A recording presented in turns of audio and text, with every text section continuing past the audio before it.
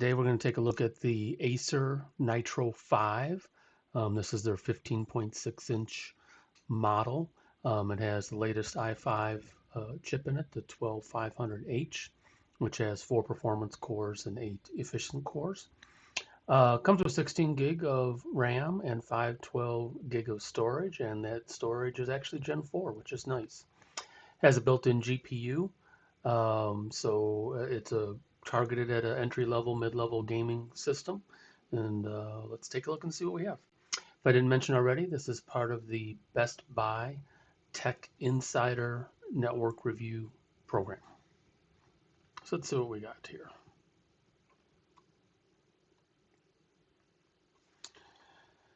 Yeah, I mentioned the basic specs of it already. It's a fairly attractive notebook from Acer. It's been a while since I've used an Acer system, and I like it.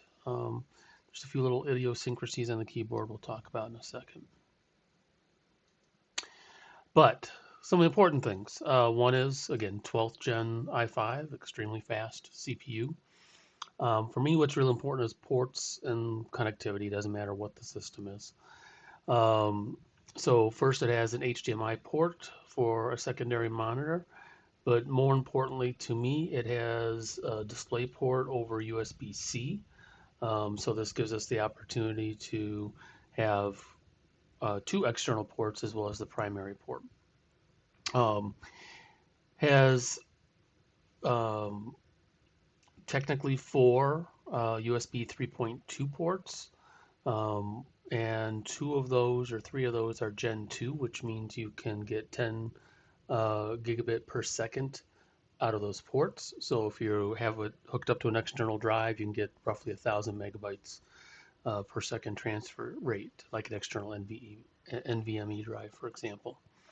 Also has a Thunderbolt 4 port. Again, this is all in one port, but it supports the Thunderbolt 4 spec as well as the USB spec. So some really nice things under the cover here that make it worth taking a closer look at. So let's take a look at some of the unboxing photos here. Firstly, came very well packaged. It has nice protective cover over the entire thing. If you're into it, you get all the stickers. It has a keychain, because why not?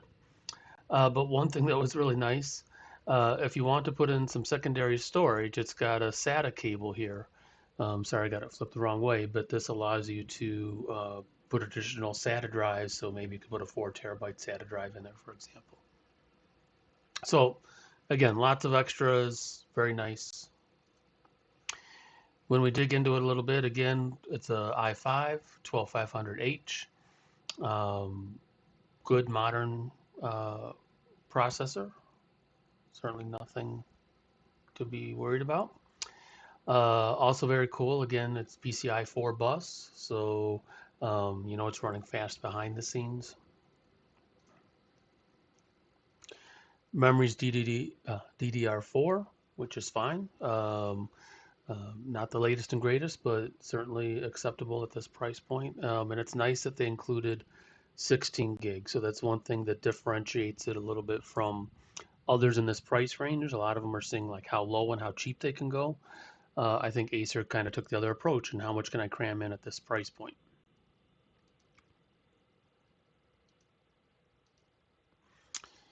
Additionally, the drive. So it has a 500 gigabyte drive.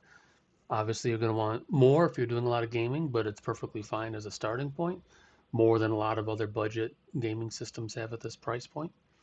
And again, PCI 4. So what does that mean in real world? This is kind of what blew me away. So this is where Acer is different. They're, like I said, they're trying to cram as much as they can at this price point, as opposed to a little as they can at this price point. You've got a pretty rocking performing drive here. Its read speeds are 6,500 megabytes per second. Its write speeds are 4,000 megabytes per second. This is fantastic for this price point. Best drive I've seen included in a laptop at just about any price point recently. So some benchmarking. As I mentioned, it's got the 3050 Ti. Um, it's a good entry-level gaming GPU. I wish it had a 3060, but it is what it is, right? So when I'm testing entry-level systems, I'm thinking of kind of prior generation gaming. The Heaven benchmark is great for that and gives a good indication of what you could expect.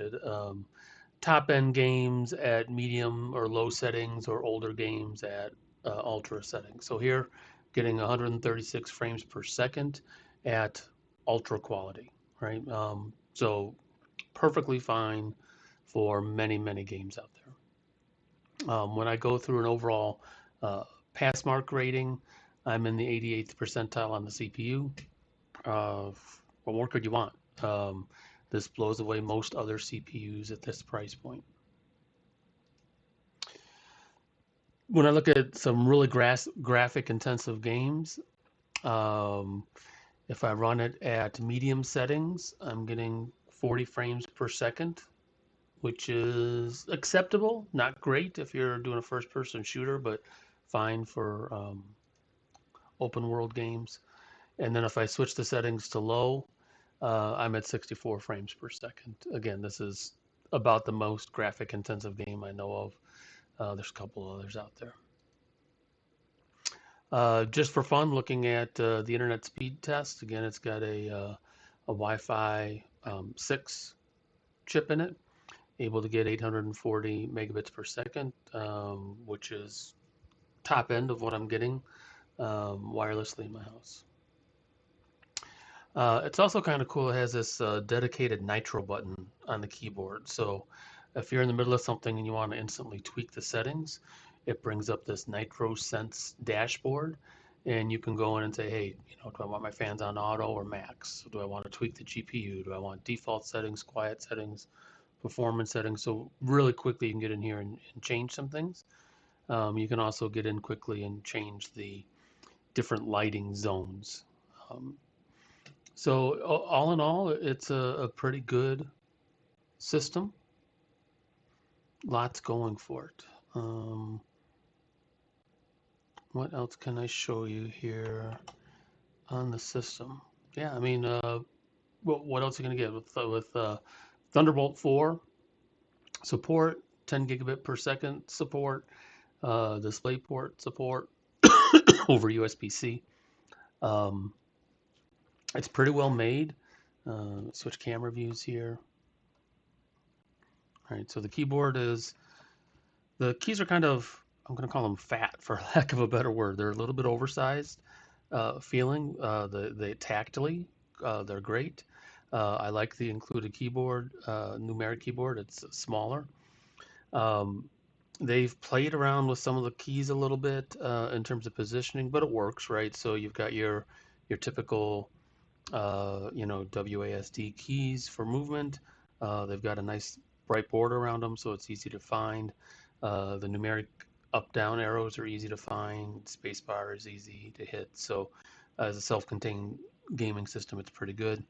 Trackpad's average.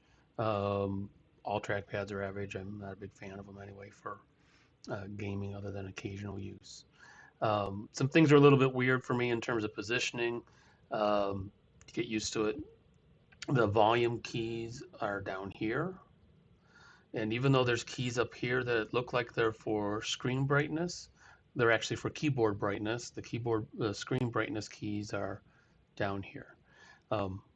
Not the end of the world. I just, in the middle of a game, I'm trying to get it light. I'm going, why? How come nothing's happening when I'm hitting, function F10? It's because I got to hit function right arrow.